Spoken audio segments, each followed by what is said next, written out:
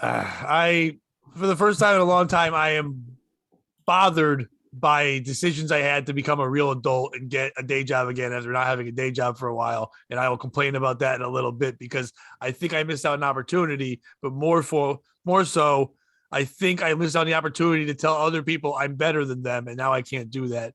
But before that, Bobby, take it away. Hey. I thought with Frank not here this episode, there wouldn't be anybody crying like a bitch, but apparently I was wrong. It's the Pat Oates Show. I got to cover Chris, for him. give me a beat. It's the POS Show with your host, Pat, and your co-host, Bobby Tamburo. And joining us today, he's a very funny comedian coming out of New Jersey. You may have seen him on Jimmy Kimmel. He's got my favorite handle on Instagram. It's Chris Gassler.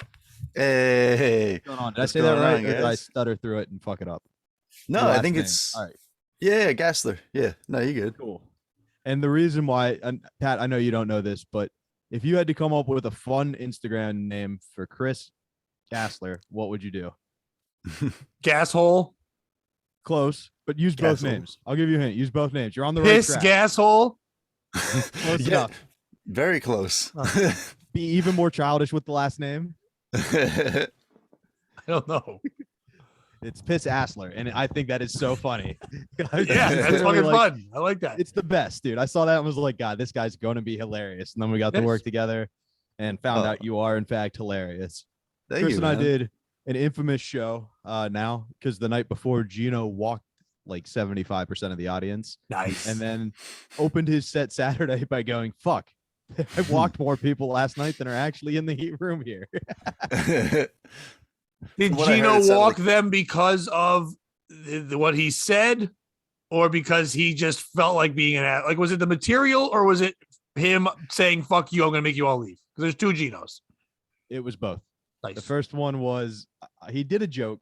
I've talked about this on every show on Compound, so people who have listened to Compound just skip forward 10 seconds. But the short version of the story is 75% of the audience is some group that's an international club that hangs out. They all live in Springfield, New Jersey, but they hang out together. Right. We hear that. Me and Bike Seat, Don, if you guys know the Compound fans, hear that and go, oh boy, this isn't going to be good.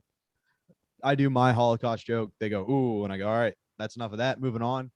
Gino does his, which is very tame. It's usually like people are like, oh, there could never be another Holocaust. And you're right. There could never be a Holocaust, not with these gas prices. And it's more of a political inflation joke, less of a Holocaust, but they did not like it. It's also just wordplay. Yeah, exactly. Yeah. It's very cute. It's as far as Holocaust jokes go, it's not that bad. But they gave him the ooh, and that was Gino's like, oh, well, now guess what you guys get? I'm going to tell 3 more.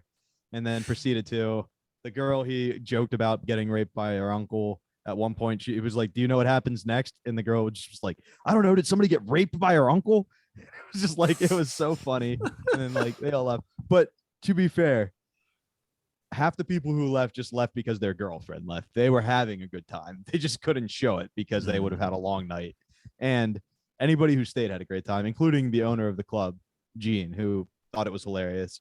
And then Gene, who said to me and Chris, normally we don't do a show for 5 people, but 3 of them are Gino's buddies, so let's do it. And they got up and left. No, I'm kidding. No, they wish they had. I've done a show with Gino. When the first time I did a show with Gino, he brought, there was a black kid who was very funny out of Connecticut on the show, but Gino's like, how about that N-word? And he's like, I haven't left yet. He goes, yeah, that's why I only said it once. And the crowd's like, what? And then he's like, oh, come on. If you guys think that's bad, wait till I say it a lot more. And then he just said it 300 times.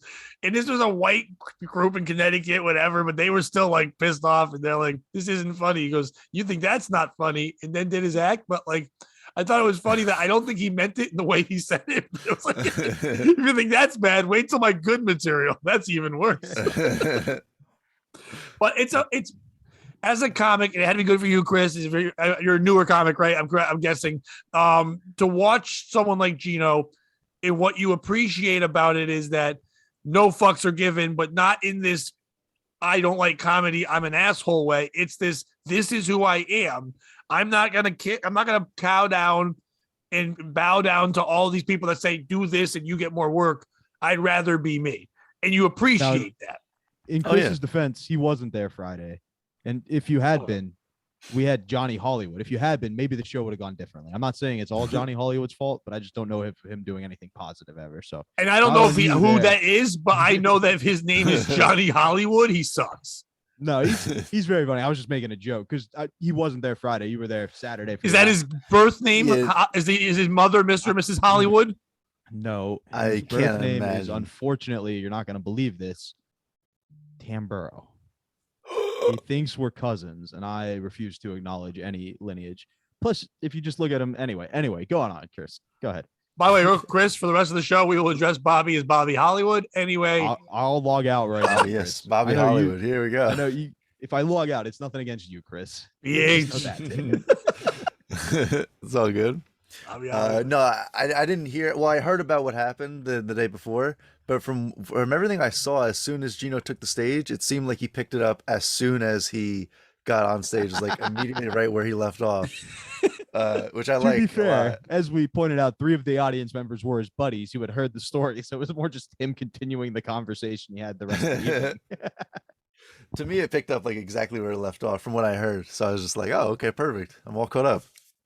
Yeah, Gino's not under the impression that like it's new people in the audience. It's like I have to continue this grudge I carry every time he performs. It's like, oh, like he's like the kid who like a year of high school went on, the summer went on. He thinks he got better looking and thinks everyone should treat him cool now. But he comes in the first day, they don't, and he's still like, "Fuck you, you're all assholes," and he's still yelling at them, but getting paid to do it.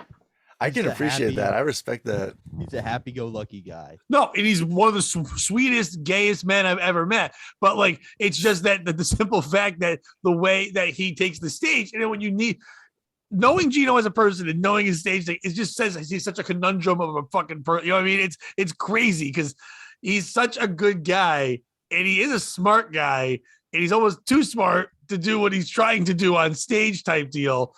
But also definitely could have worked for Hitler. I've said this, though, and I'll say this again. There's nobody in the world who can kill for an audience of like 5 to 20 people like Gino Bisconti. Like, it's a completely different game for him because he can. It's almost like a guy at a party in that element. Like, he's talking to individuals, moving on. Like, it's less stand-up, more just hanging out, which he loves doing and is fantastic at. I love that. Bobby, do you know how I met Gino or how I know Gino is this? I'm guessing AA. No, I wish that was it. Gino still hasn't quit, right? Well, if it was AA, you couldn't tell me, could you?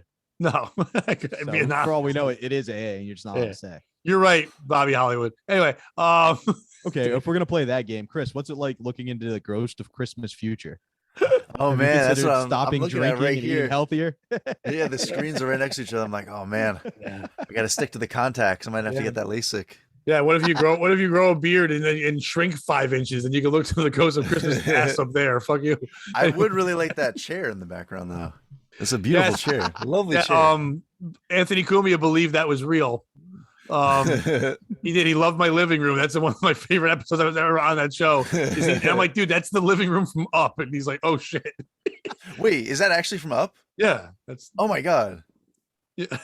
I mean, I could tell it was like a virtual back, like it wasn't the real one, but I also could not tell. I just put our logo up there, but that's it. Those aren't my pills. Damn. Yeah. If you told me that it was, though, I'd be like, oh, okay. Yeah. Well, that's what he was like. Very cozy home. Kumi was like, dude, that gramophone is awesome. I'm like, what the fuck are you talking about? He's like, how do you sit in that chair? I'm like, dude, that's not fucking real. It's like, first of all, I'd be gigantic the way I'm standing like next to all the furniture. I guess now that you mention it, the whole background is a bit flat. Yeah, it's also like, it'd be insanity. But Gino, I met him, Bobby, through another guest of ours many times on here, Johnny Benson. Johnny Benson used to put on shows. We're a Johnny Benson gig together. He texted me, he was like, yeah, we're doing some shitty gig for some shitty comic named Johnny, who I love. He's the fucking man. And I was like, I know Johnny. He's not shitty. He's great. He's our best guest. Johnny's awesome. And Johnny would put on shows. Johnny, like when he likes someone, he puts them on every show, and he loves Gino. And he used to have Gino down just to drink with them. So like he would have Gino in Milford. Gino's performed in Milford, Connecticut like 300 times for no fucking reason. Pretty sure that's exactly where we're headed. So joking aside. And Johnny Benson's audiences are awesome, and he puts on a great show. So you'll have a blast, but it'll be a good time. Wait, Cool. Chris, you ever work with Johnny Benson? Mm. Do you ever want to Have work not. with Gino again? Yeah, I would work with Gino again. Gino's the man. Yeah, You're I the love man. the energy You it had a brought. fun set, dude. You Oh. had a lot of energy for 5 people, which is very tough. Like, Oh man.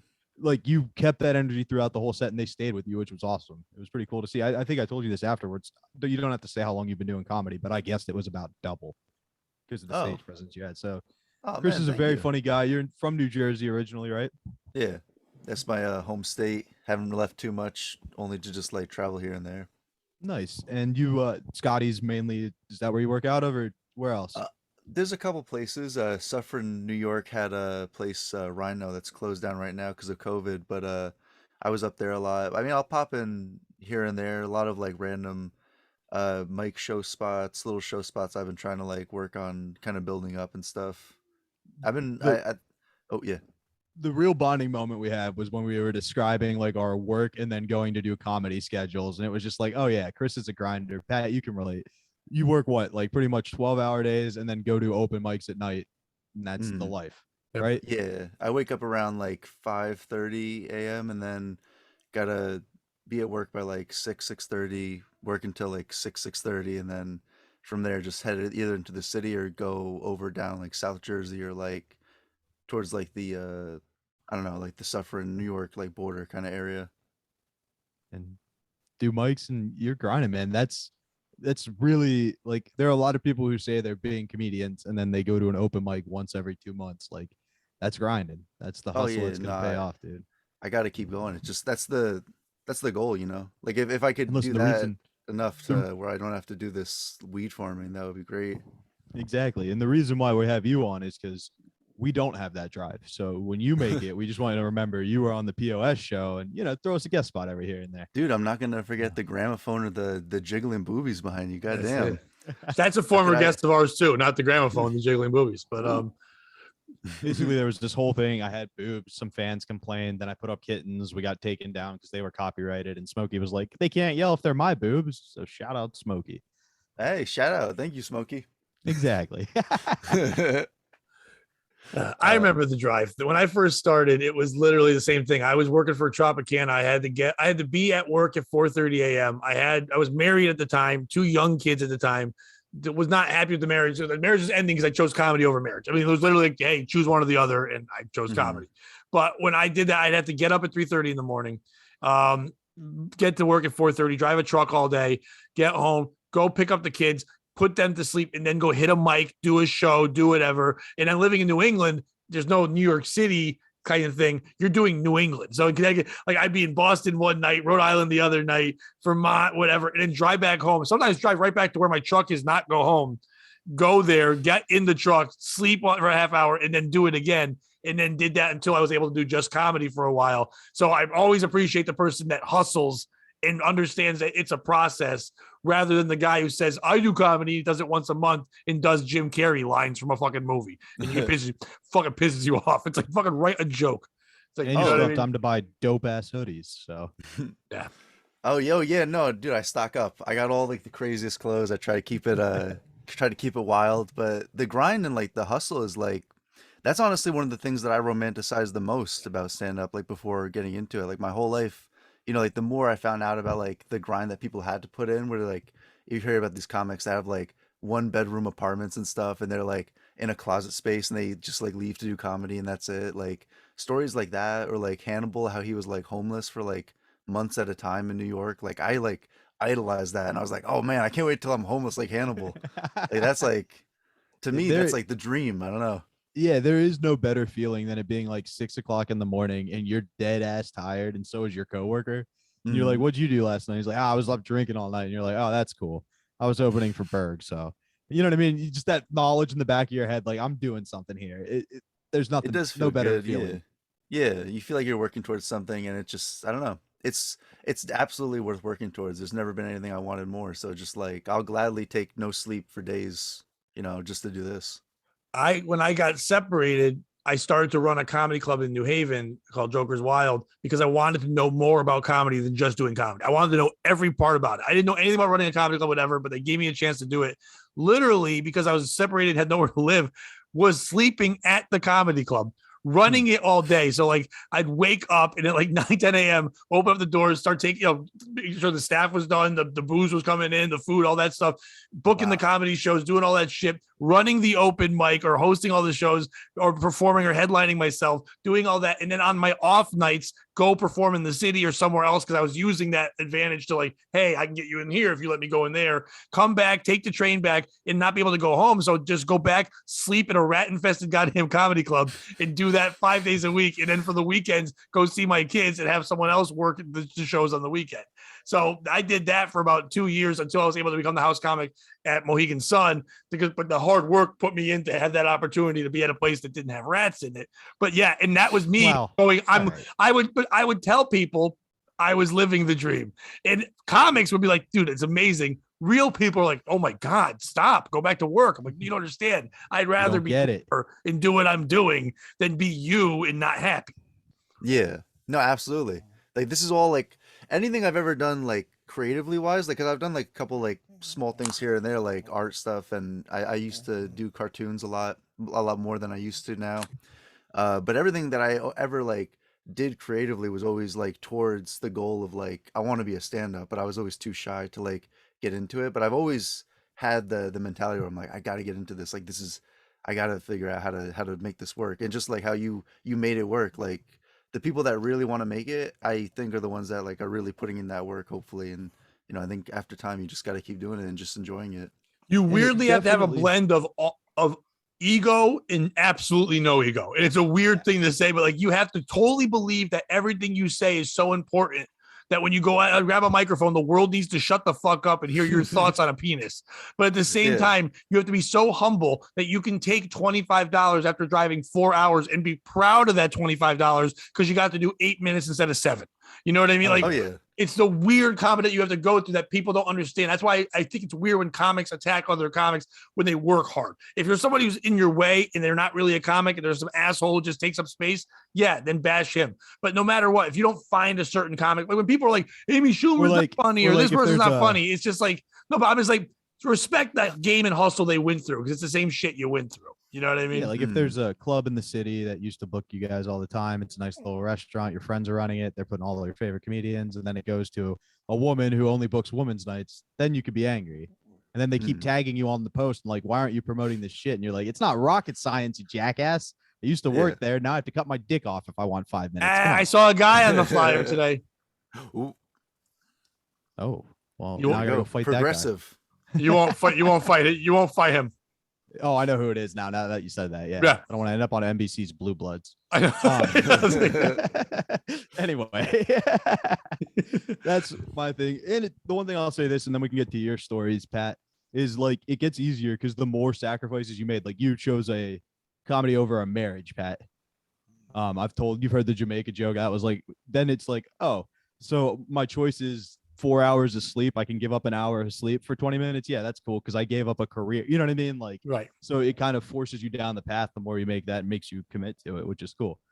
That said, Pat, you feel like you may have had to go back on those decisions recently. You teased in the intro. Could we hear some of that, please? Not the comedy part. Yes, that was tremendous. That was a way to do it. Good job. Okay, so the other thing I do, Chris, if you don't know this, I also do radio part-time. I do it on the weekends. I do it from home, but like, people always like, how are you at work right now? And also on the radio, it's like, the radio's not live, assholes. It's been most of it's recorded nowadays, but I've also gotten a chance to be part of the probably the most popular morning show in Connecticut. It's not a big deal. It's a classic Howard Stern show. Yeah, it's Howard. It's a little thing called the Howard Stern show that I'm on all the time, and also this podcast with 8 listeners. By the way, I wouldn't be on that show now. I'm a white male, and he doesn't like those anymore. He only back in the day. No, it's a show called Chaz and AJ, and they recently one of the guys on the show had to go through some surgeries and stuff for like a hernia thing, whatever. And a couple weeks ago, he was out, and I got to be filling in for him and be on for an entire week. And besides comedy, it's something I've always loved doing is radio and stuff like that, being part of a morning show. It was a lot of fun. But when COVID happened, just to catch up, you and other people know this, I, for the first time, had to take a regular job again. I was always struggling as a comic, like we all are. I mean, if you don't make it, but I was happy to be struggling and barely paying off the bills and being a full-time comic. But when COVID happened, I lost every gig and lost the radio stuff because I couldn't go there. I had to go take a retail job, and then I became a manager. And at 47 years old, I'm like, even when it comes back, I will perform. I'll do the other things, but I kind of like paying bills right now. And I did for 13, 14 years, chase that dream and did it. And I will still do it. I'm very happy with everything I did. I've performed in theaters. I've opened for big names. I've got to do a lot of cool shit. I'm very happy. My obituary will be pretty cool. And I'm happy with that in life. And that makes me feel good, even if I don't like quote unquote make it.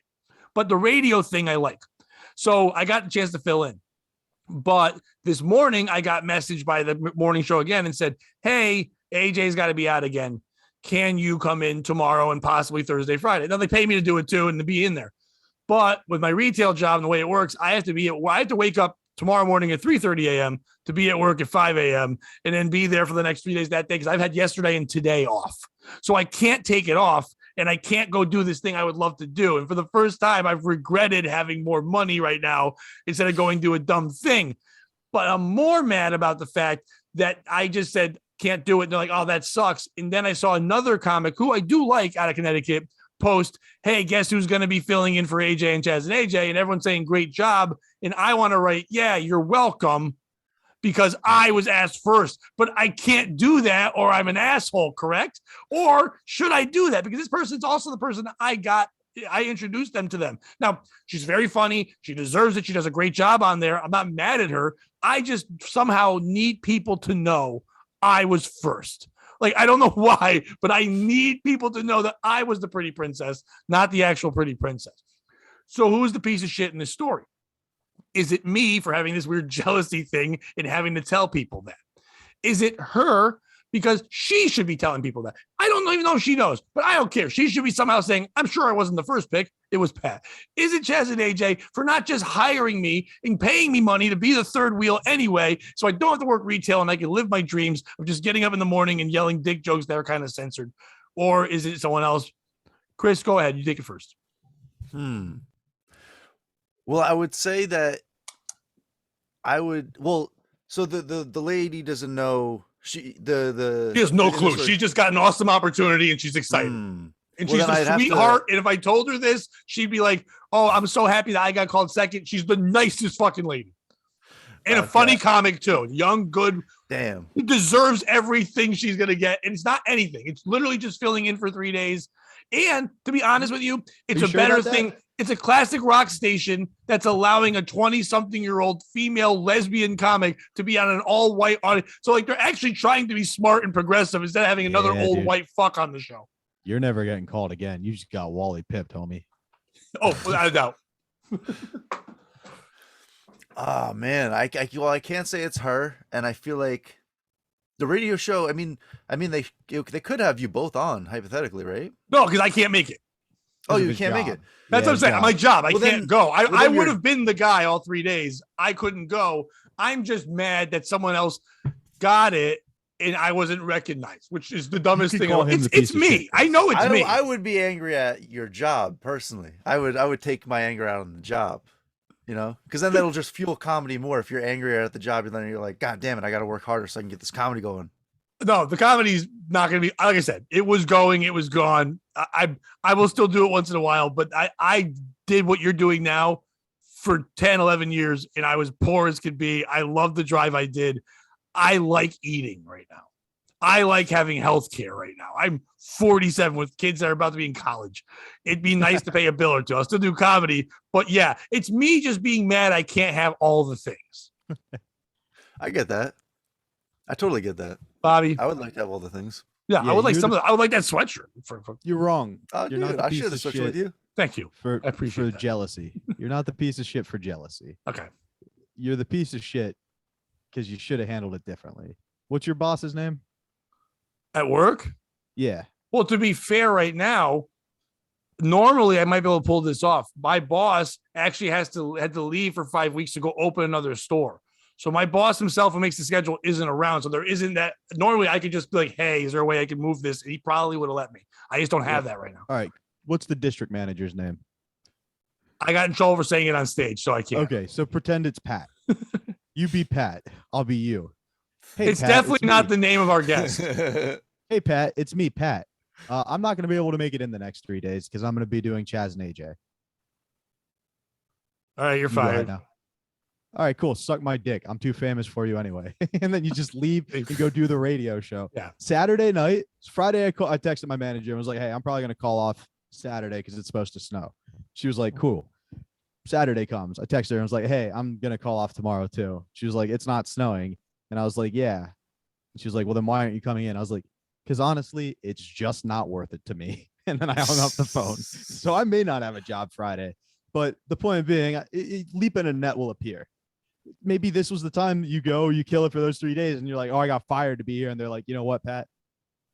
And if I'm not trying to, but if I was just a part-time employee, that's fine. I'm the opening manager, and I have to be there at 5:30 to take in the truck and let everyone else in. If I don't go, we only have 2 other managers that can't get there in time to do it. I think I got COVID. I'm gonna go get literally tested tonight. listen. Somebody should open. And that's my problem for telling everyone in the world that I don't get sick. Yeah, I'm sick. It's important to say that you don't get sick though, because then you never do. Placebo effect. I do. I literally have never had the flu. I don't. Oh, me get too. sick. I just Dude, I think you are my future me. Yes, and guess what? Holy Enjoy shit. your high blood pressure. I can't wait until I have the up house and I could finally attach all the balloons that I want to my home. It's an up house, but it's a Down syndrome. You know what I mean? It's really what it is here in this lovely abode. Well, The piece of speaking shit of It's me. scientific, I made all these decisions. I could have kept struggling, and I could be doing morning radio, and I could be doing comedy. The piece of shit is me for being mad that I finally act like an adult, and I want to Peter Pan the whole fucking thing up. I'm very happy for everyone that I do know the morning show will let me be on again. I also know it would never become a thing. If I thought if I was going to be on there one day, they'll hire me instead of one of the other guys. Maybe that's a different choice. It's not. It's just a comic who can fill in because I can talk a lot at 7 a.m. and most people can't do that. That's all it is, a nice fill-in thing. It wouldn't have been worth it to lose a job that I actually do enjoy doing. So it's me being the piece of shit, and I'm very happy. So listen to Chaz and AJ Wednesday, Thursday, and Friday when it's not me on there. But imagine how much funnier it would be if it was me on there. That's all I'm saying. hey, Pat, it's me, 7-year-old Pat. And me, His voice wasn't like that I'm at here 7. too. And me, 17-year-old Pat. We all think you should not give up on your childhood dream, man. Peter Pan this shit. Tell him to fuck off. This voice happened about 38 years old. And by the way, Chris, never smoked a cigarette a day in my life. I haven't drank in the last 5 years. This is just the pain of my soul breaking coming out through voice, I think. I appreciate that vibration then in your voice even more, because I'm also not a smoker, but I would like to have a very gravelly voice. For, It's coming. Don't worry. Dude, we gotta combine forces. Speaking of this sci-fi fantasy shit, Chris, have you ever seen the movie Gattaca? No. Gattaca. The name sounds 100% familiar. You haven't seen it. No one's seen it. It's about genetic engineering. It's a great movie if you have some free time. Some dude's like, basically it's the future and you can genetic engineer your kids, but some dude's born normal. He says he's fake, pisses with his left hand. It's a whole thing. What? It's literally the biggest plot point of the movie is that this right-handed dude pisses with his left hand. It's a whole thing. I jerk off with my left. I do everything else with the right, but I jerk off with my left. But there was no Gattaca involved. That's just me. The black security guard probably would have let you through too. It would have been good. But the I point don't is, think it matters the gets to a color of his point- skin. The content of his characters really matters. It's Black History Month, Bobby. Yeah, and it's important to note that the pivotal, good-hearted decision in the movie Gattaca was done by the black security guard. It is That's a all I'm futuristic saying. movie. Yeah. Anyway, it gets to the point where they're able to design every aspect of their kid to a T, right? Okay. And so the question is, Chris, that's not far off for humanity. It's not the No, question. By the way, he's going to ask you a question. It's not a question. I want to make this clear. This will never be a question. He's asked this of a million guests. This should never be a question, but fucking go ahead. Okay, Right. that's called libel because I've actually sat down with dozens, if not more than dozens, of genetic engineers and the top geneticists in the country. And they all think that this is going to be a question. They're The also question is- pedophiles. This is at a NAMBLA convention is where he asked this question. You're designing your kid, right? You're having a son. You're really excited. You're designing him to a T. Hell yeah. Last question they ask you is, how big of a dick are you giving him? What are we doing? Wait, so this is definitely a boy? It's definitely a boy. It's The boy, and you're going to and- fucking build his penis. and Only one like, penis. only one penis, and innately, like he believes he is a boy too. Whoa, so, whoa, like, whoa, putting Bobby, aside all those Bobby. things That's too. the first time a guest has ever asked that. I don't think that should matter. If he wants his kid to have 6 dicks, what's the big deal? You know what? That's a fair point, Pat. He can give him as many dicks as you want. Yeah. Oh, that changes everything. I like where this is going. Yeah, Chris, you took this game to the next level, buddy. Can't wait to see what you do with 15 or 19. I've always felt like the human design, is it's just a weird place that we have to pivot our body from, is the hips. I would love to just have a penis right here would be pretty ideal for me. Just like a little section where you can unzip it, have a little armpit penis. It kind of drops right out. Yeah, I see what you're saying. My only concern is I feel like you'd cramp up. That's a hard motion to repeat over time. It's got to be something. Maybe one of the fingers. We lose one of the fingers. Like that, because lots of different angles. Right here. Lots of different angles. Like right here. You're saying rib cage penis. Yeah, like side tit. So you Side can tit literally, penis. you would have to scissor your whole body. I guess nobody would have love handles anymore. But good exercise. from behind hugs would be awesome. Oh yeah. Oh, a penis tail. A penis tail coming out of the tailbone. Just comes out the back. So you have like a little Pat tail. doesn't like that one because then his erection would be poking his boyfriend in the back or in the stomach. It would finally be a gift returned. Dude, what if you have it here? The smell. First of all, clean your dick and your armpit. What are you doing, you animal? You're gonna fuck a woman with your own armpit.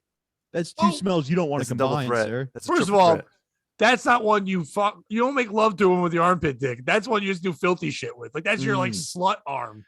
Oh yeah, he's gonna have multiple peni, so it's gonna be like this. This when he wants to get dirty, he's gonna lift up his arms. Yeah, bitch, suck my armpit dick. Side piece in the armpit. Down. You know what I mean? Damn. Smell that BO.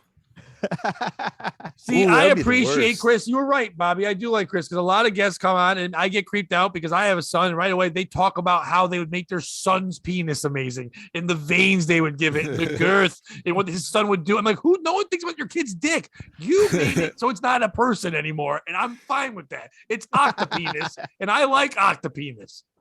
It's just more fun. I can't imagine a better. Can you imagine? Instant celebrity, more than one dick, 2 dicks, 2 dicks. You're the biggest celebrity in the world. But I like you're like, can you imagine that? Most our guests imagine a boy's penis, which is terrible.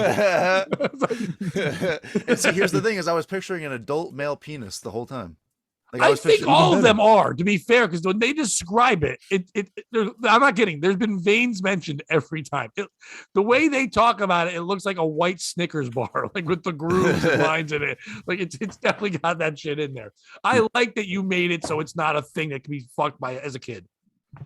Followers of the Hindi religion would lose their absolute shit if he had 8 dicks. They'd be like, not only is this Vishnu, it's the greatest version of Vishnu we've ever seen. I am Ganesh. Just coming out with all his penises. It'd be great. Oh. This is my final form. See, I appreciate that. You know who likes all religion and boys with 1 or 8 penises, Bobby? Silk City hot sauce. Silk City hot sauce. They fucking love it. If you have 8 penises or 1 penis, you can enjoy all the sauce you like. Or no penises. Mm-hmm. They'll even allow you if you have no penises. Do you mean woman or do you mean eunuch? Either way. As long as because eunuchs pass the first test. Eunuch, they say more like unique. Because they like that. They think they're just different and special. Like all the hot sauces at Silk City Hot Sauce. If you like hot shit, like I'm Kevin Dombrowski's buffalo sauce. If you like Badass Juke, Aaron Berg sauce, they have so many kinds. There's one about shit in your pants. I don't forget what that one's called, but it's the ski mask thing. All kinds of flavors. Go to silkcityhotsauce.com from wild to mild, all that shit on there. Use the promo code POS to save 15%. It's the gift that keeps on giving. In this month, Black History Month, give someone you know, an African-American, some hot wing sauce. I know you're going to say, Pat, that's racist. It's not. It's you thinking about them and knowing who they are. That's what you should do.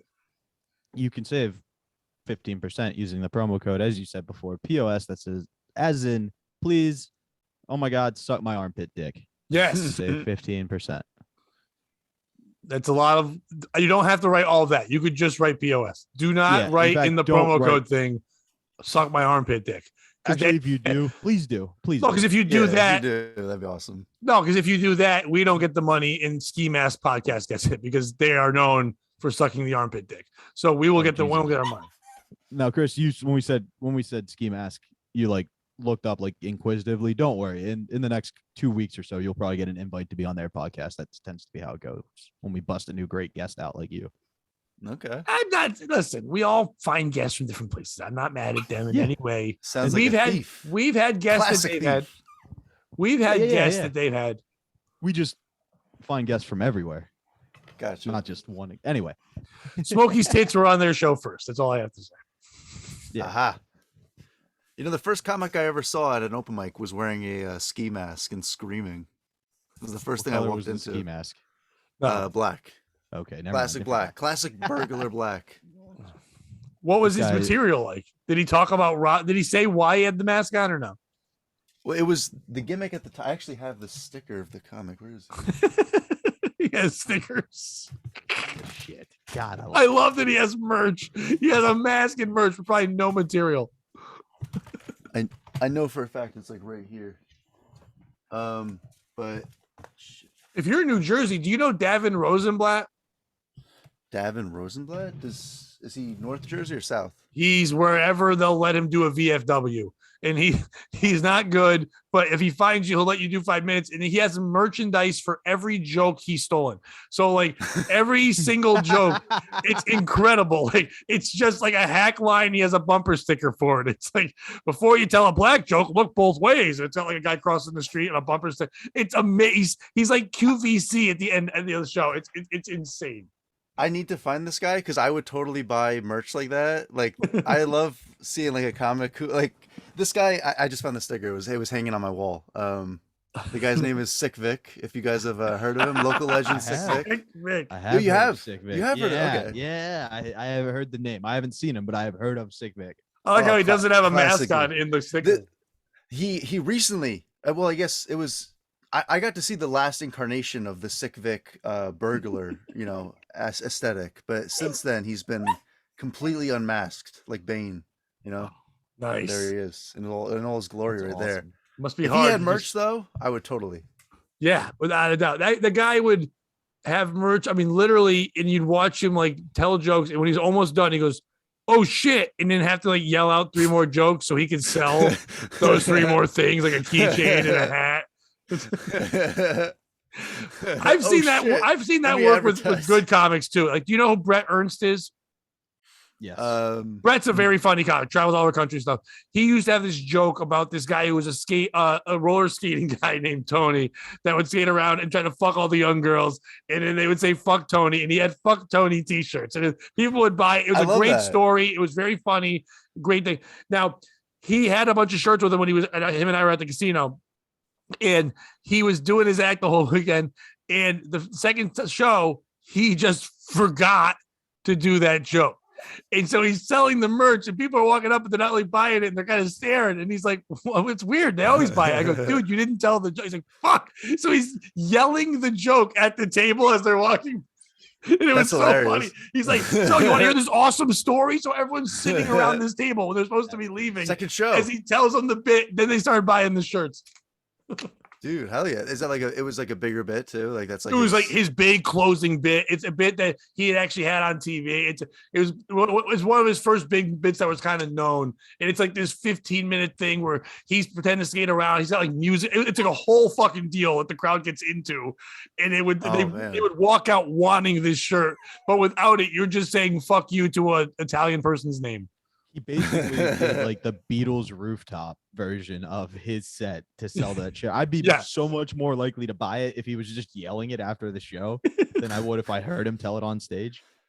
But I appreciate that because they got to sell this. Like I've seen merch things go real bad. Like there's a comic, Craig Schumacher, and he's kind of an asshole. And there's a comic named Rich Arenovich, who's a very funny comic. And Rich used to open for him. And but he would make Rich peddle all his shit. So like you're my opening act, you got to carry all my shit and fly around with it, and you got to sell it. And he would make Rich go back on stage after his headline set was over, and then basically just say, "You can get this, and you can get that," as Craig set up, and then make him make a percentage off. Instead of paying him money doing it, he got a percentage off the merch, and he just treated him like garbage. He would. Craig Schumacher was known for doing the black love guy voice, like that was like a thing for a little bit. I heard like, "Hey baby," like do this. It was a dumb thing. and he would grab the house mic after the shows while it was over, and then do that while making fun of Rich as Rich is trying to peddle his shit. It was just like, just sell your own shit. You know what I mean? Yeah. Damn. That's convoluted. When it gets into percentages, I'm just like, damn. I guess I quit. Yeah, it's like, well, and also Rich is only getting to do like 5-10 minutes. This guy want to do an hour and a half, and it's like Rich is a talented guy who should be doing a half hour at that point, as he's opening for him, getting ready to be a headliner instead of traveling around just to be his lackey. Yeah. So I'm happy he doesn't do that shit anymore. Fuck Craig Schumacher. I just want to say that out loud. Bobby, are you messaging Craig Schumacher to see if he'll let you open for him? Nope. I was just looking at the post of somebody who's performing at a gig tomorrow who I definitely wouldn't fist fight. I nailed it earlier when I guessed Blue Bloods, by the way. Yeah, it's Monroe Martin, right? No, it's Derek Gaines. Oh, Derek Gaines. Oh, is that me being racist? I look quickly. It's like shit. They're both hilarious. But Derek sounds like he has some arms. Derek's amazing and Monroe's awesome. And like, but can I just one story about Derek? He came by Compound one day and like we smoked together, and I was out with Berg, and like Berg was on stage, and I'm not at the point where people at the club really recognize me. I see one or two people. Like usually if Dave Temple's there, I just go be his side piece and just hang out with him because he's the only person I know. But Derek saw me and was like, yo, you got any more weed? And I just gave him a decent amount of weed. So from that point forward, anytime he sees, hey, it's my man, and like makes me feel welcome and just goes out of his way for it. So he pays it back tenfold. He's like, it's the little white guy who gives me weed sometimes. All right. Yeah, he gets decent shit. Yeah, nothing wrong with that. That's how it all starts. It's better than selling bumper stickers of a hack joke you stole. Dude, speaking of selling things, I walked around the mall in Jersey for a while on Sunday. Oh, I saw a clothing store for fat women. Like that's who all the pictures are, and it's like fat women, but they're like punky fat women. Do you know the store, Chris? Is it Torrid? It is Torrid, yes. Yeah. Could you? What a horrible name. Yeah. Could you come up like yo, you gonna eat that chick out? No, it smells torrid. Torrid. It totally does sound like a combination of just like two insulting words. Right, yeah. So my question would be, adjectives that are bad. If you had to come up with a fat guy's store name, what would it be? Like you're trying to insult them, but they can't know you're insulting them. I would combine sweaty and bulky and call it like swolk. Sulky. Sulk. Yeah, swolk. What do you say, sulk? Sulky. Sulky, and you do like a fat Incredible Hulk. Like he's busting out of like the clothes and he has the purple pants, but it's just a gut instead of muscle. I like that. Pat, how about you? Well, okay, first I have to ask a question about that store. Was it marketed to just fat women, or was it to black fat women, white fat women? Basically, if you envision a BLM protest without any BLM people, that is their advertisement. Okay. Because like Torrid like could also purple hair, nose rings, like pointing angrily and screaming at you. Because then Torrid works because that is kind of like an emo-y fucking word. You know what I mean? Like, I get that. But if it was like for fat African-American women, Torrid could be like the Urban Dictionary. It's like, yo, she was so big for her pants, she Torrid. You know, it's like, so you can get it either way. But I think fat men, it would have to be it would have to be something that made them, because fat men like to think they're strong and they like to think they're athletic. Like they could have been in the NFL if they just, wanted to, but instead they're just 400 pounds and 4'11". So I think if you called it like the unoffensive line, like if you called it that line of clothes, I think men would go there and this is from the unoffensive line because they're just fat people. I was thinking like bog, like bog. Big hog. Like, yeah, or bine. Would you go to the bog? The bog. Or bine, like big swine. Yeah, but the bog means like a swamp, and you don't want swamp ass, and you're already thinking they smell like that. It's a bog. That's kind of why it works. Yeah, exactly. And they also all probably do have swamp ass. It's a perfect name. Jabba the Strut. So they just look cool in the clothes. Instead of no mirrors. A Princess Leia, just like an anime girl, like at the end of a chain, and you're like, that's not right. That's not the message. Ooh, you say it's big clothes for strong men from Canada, and you call it Buff A. Yeah. Good. See? because they like buffets because they're fat fucks. So it works out well. Buffet. You spell it any way you want. I think that's a new T-shirt, Bobby. Since you won't let me do my other one, are you pedophiling me? We'll do the other one, buffet. Would you buy that shirt, Chris? Are you pedophiling me? Are you pedophiling me? That's pretty good. I like that one. See, people would buy the shirt, Bobby. I don't know why you're not saying. I got to get more into merch. I've made like 2 things of merch. I don't have any merch. Every week I pitch a shirt to Bobby that we've never made. we went as far. We did design one. We just never got it printed. It was Hebel Knievel. Yeah, Hebel Knievel. It was a Jew jumping over a menorah, but like on a bike and stuff. Yeah, and like it was the Evil Knievel jacket, but instead of stars, it was menorahs. It was pretty dope. If you need help designing stuff, let me know. No, we just don't have the ability to actually spend $1.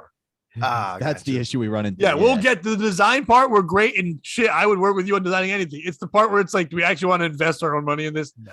Yeah, that's the part where it becomes like, oh man. Because then, like, I mean, I was making fun of that guy, but like, it really does become more than comedy because now you're trying to, like, I wrote a book, and at one point people were like, you should sell this book after the shows. I'm like, no, I want it to be separate. I don't want to think about how I have to pitch the book after my set. I want to just do my set. And yes, it would make sense to tell people who just saw me, I have this thing to sell, but at the same time, I want them just to enjoy the comedy. Then if they follow me and find me somewhere else, then I can try to sell them some shit. But at the show, I don't want them to leave like, oh, I got swindled after having a good time. You know, it's like, yeah, that's so. Yeah, like you said, it is a lot more extra to worry about, and then it becomes something other than just comedy. Now it's like, oh, it's comedy and also my sales job. Yeah, and you're asking the host to fucking do shit they don't want to. Hey, can you say this book, or can you mention this, or can you set up this on the go out with my T-shirt at the end so I can hold it up? Yeah, can you like make this joke that I wrote that isn't funny, but that will help me sell things and make you look stupid? Like, no, I don't want to do any of this. I've thought about this before. Can I pitch you guys a shirt I haven't made yet? But please. Yes. So I want to do, because it's just a general, it doesn't have a quote. It's not like exactly a thing or whatever. I just feel like it's a catchy, slogan. But I'm thinking maybe 2 variations, either kill Chris Gassler or death to Chris Gassler. It just has a good catchy name to it, yeah? Well, yeah, it's like an R.I.P. Ari Shaffir type thing. That works. I think you have to go shorter. I think kill works. Kill. Or Gassler Chamber. Yeah, gas chambers. I have a friend named his last name's Chambers. I've always wanted to work together. Oh, you should do a podcast, Gas Chamber. Gas Chamber. We have to. Yeah. Or Gassler's Gas even. Something. There's definitely like, because you got the heat. But yeah, I like Kill Gassler. Okay. Word. I'm working on that. What would the logo be? Like, what would the image be? Or just the words? What about the words, but like fire text? Like it's like enveloped in flames, like I'm already in hell. Like that. Yeah. That or like, like the writing that's on a tombstone. Like engraved type deal. You know what I mean? Yeah. Yeah. So it's like also that would be good. Yeah. So it feels like it's a tombstone anyway, and it's just like a picture of you on it. I'm not a braggadocious person that much, but I would love to have a killer tombstone head. Like that top part, like insane, like really like something that just keeps going up and up like a totem pole. Yeah, I like the people that do that. They have like a pillar. Like that's fucking dope. Like you're dead and you're like you have a mini tower to yourself. That's fucking cool. And you're nobody. Nobody. Like my kids, remember when Pokemon was a big thing a couple years ago? Like on your phones, you have to walk around and find all the Pokemon in the streets and all that shit. Right. That thing. Well, near my house, a lot of the Pokemon were in graveyards, and I have like 6 graveyards, like kind of in like a 3-mile radius. So we'd walked around a lot of graveyards, and so my kids would get nervous that people would get mad that we're walking around. So they would pretend to cry at certain gravestones when people would come by. They'd be like, "Grandma, no!" And like 40 of them. But we would notice that there would be like somebody like, here's John Johnson. It's a dumb little flat little thing. You know what I mean? Then here's Fred Smith, whatever. Then there's like, here's Joe Merkowitz, and it's this monster Goliath, like mammoth fucking statue built to this man. And you look him up, it's like he was no one. Like he must have saved all the rest of his money to build like literally like a Jesus tomb to have for no fucking reason. The coolest thing I saw on Shark Tank ever was it's like a thing you scan on a headstone, and then it like gives you the guy's stats and facts about their life and everything. But like, I feel like we're only a few steps away from you scanning your phone, and then it's a hologram of me coming out and being like, "This is what you wore to come visit me? Oh, thanks for putting on your nice flannel, buddy." Remember masks? This guy could use one. He's got 3 teeth. And That would be cool if they had like messages, like you scan it and it's just like, thanks for stopping by my grave. It's like, that would be fun. Like every 5 visits, you get a free sandwich or something. Ooh, yeah. It was like a tiny little short, like R2D2 message kind of. Yeah, because no one goes anymore. And when you do, you kind of fake it. But if there was some interactive fun thing, that'd be a good time. Every 6 months, they rotate the message out. So everybody comes for the first. No, like, it's new message day. It's new message day. Yeah. And like, if you go there in an Uber, you save 10% off it if you go visit a dead relative. So like it kind of helps them have you bring them there and stuff like that. And every time you scan in, you can save money off Uber Eats or something. It's all incorporated. Yeah. It should all be involved. At one point, Amazon's going to own all the graves anyway.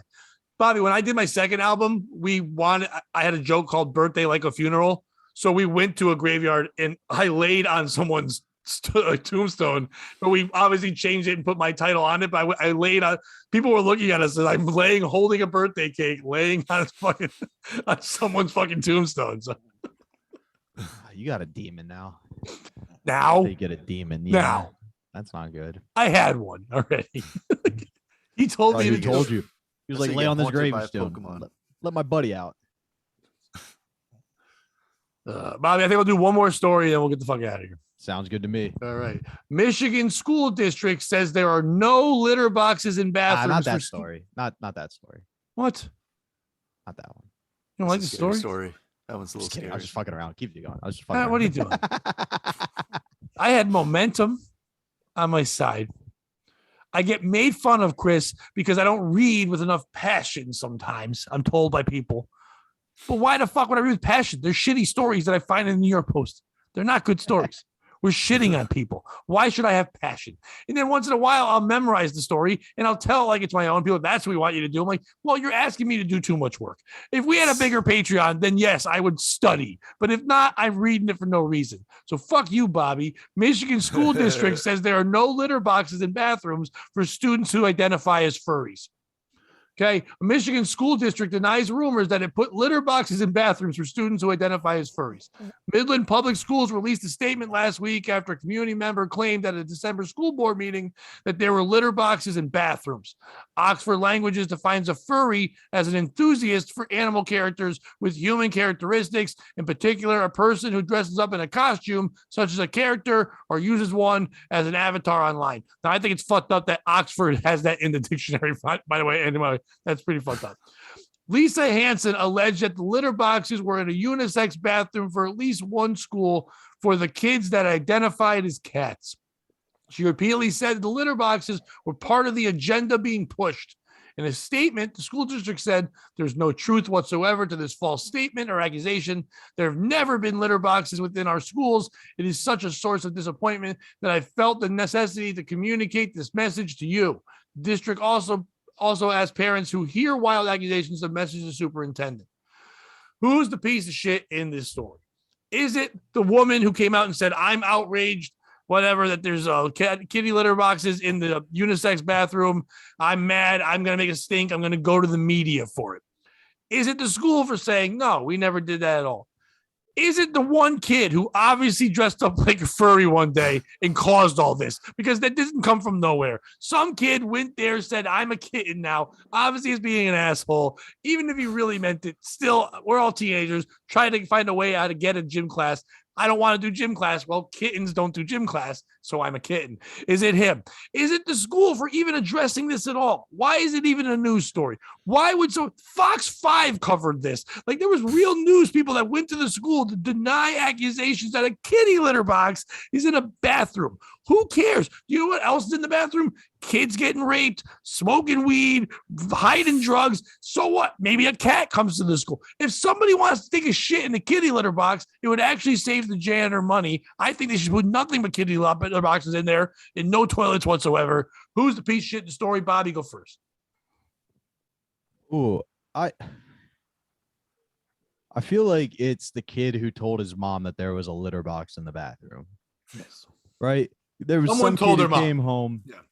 He heard the rumor that there was a furry and it got out of hand that there was a litter box in the bathroom. He told his mom and she just went ape shit.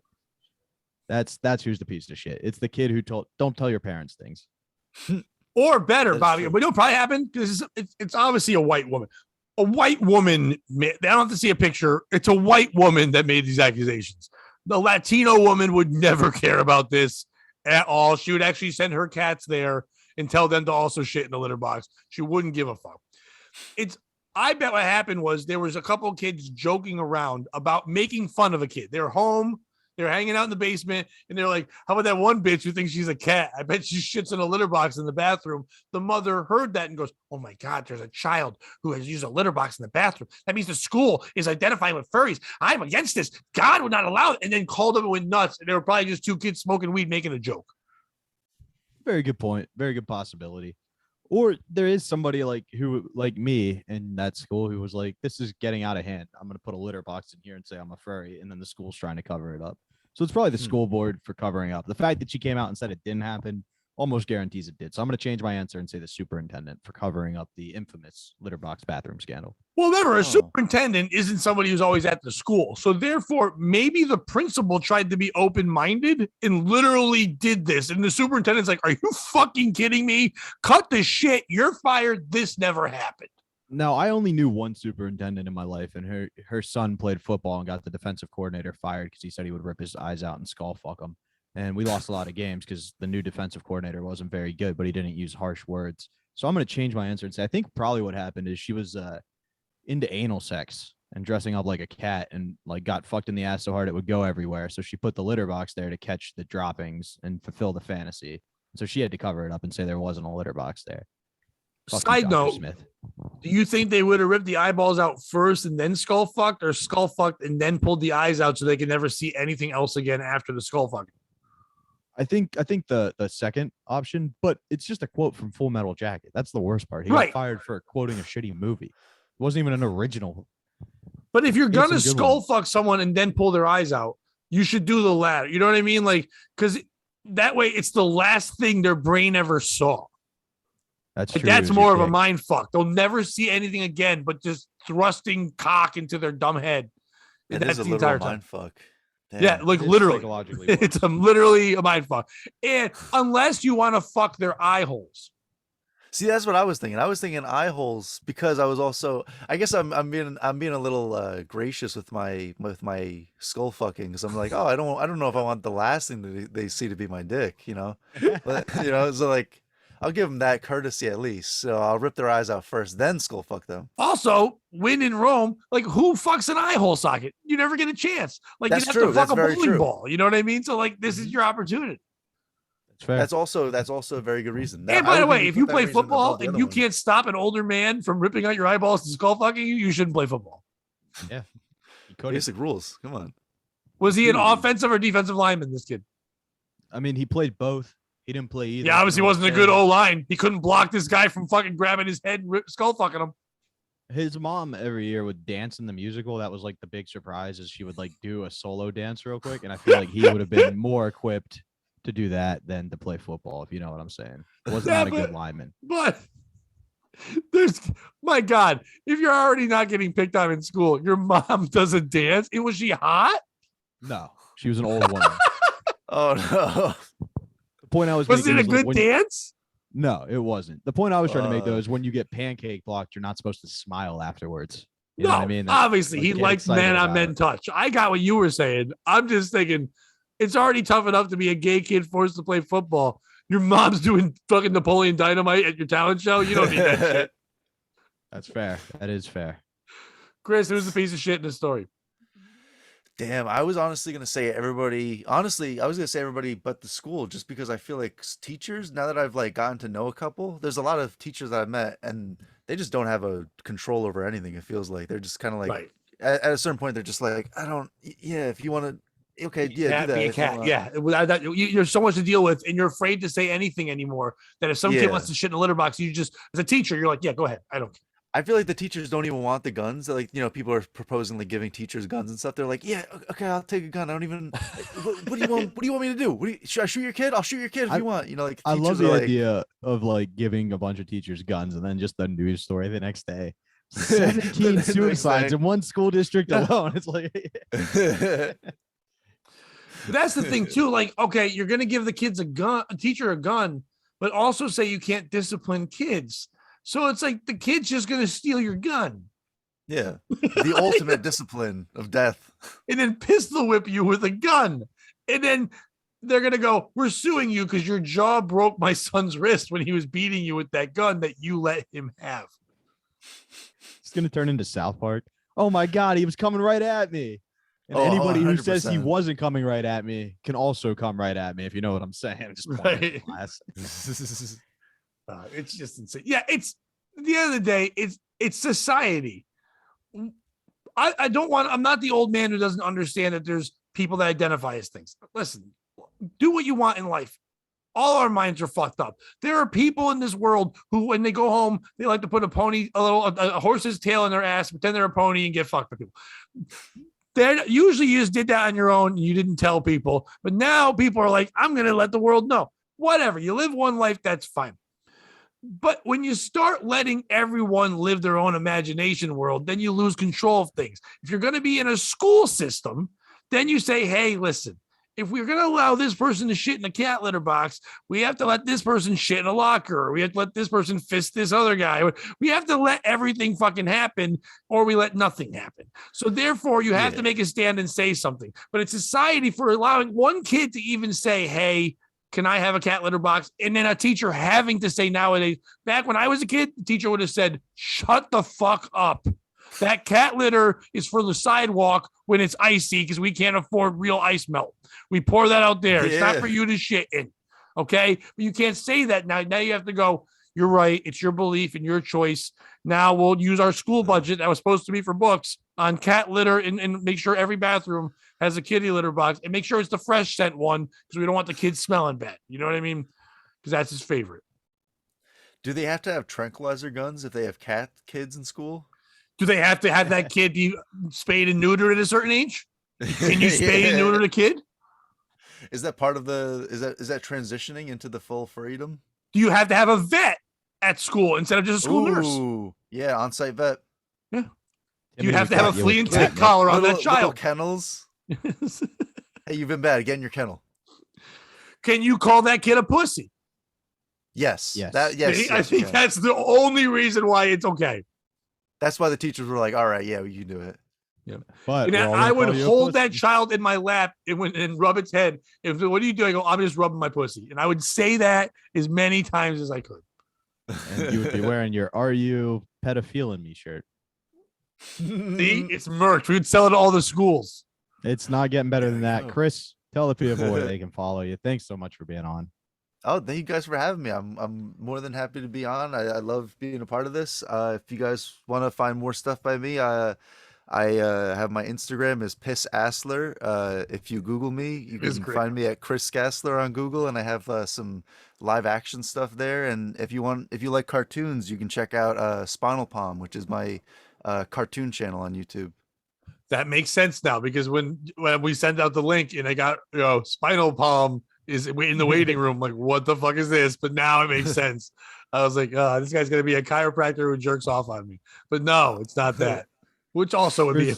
I can be. That's a new side hustle yet to be explored. Yes, it is. Well, it's called being Asian, but it's still in addition to all its animation, very funny comedian. Check him out if you get the chance. Also, thank you for keeping my streak alive of my guests being great.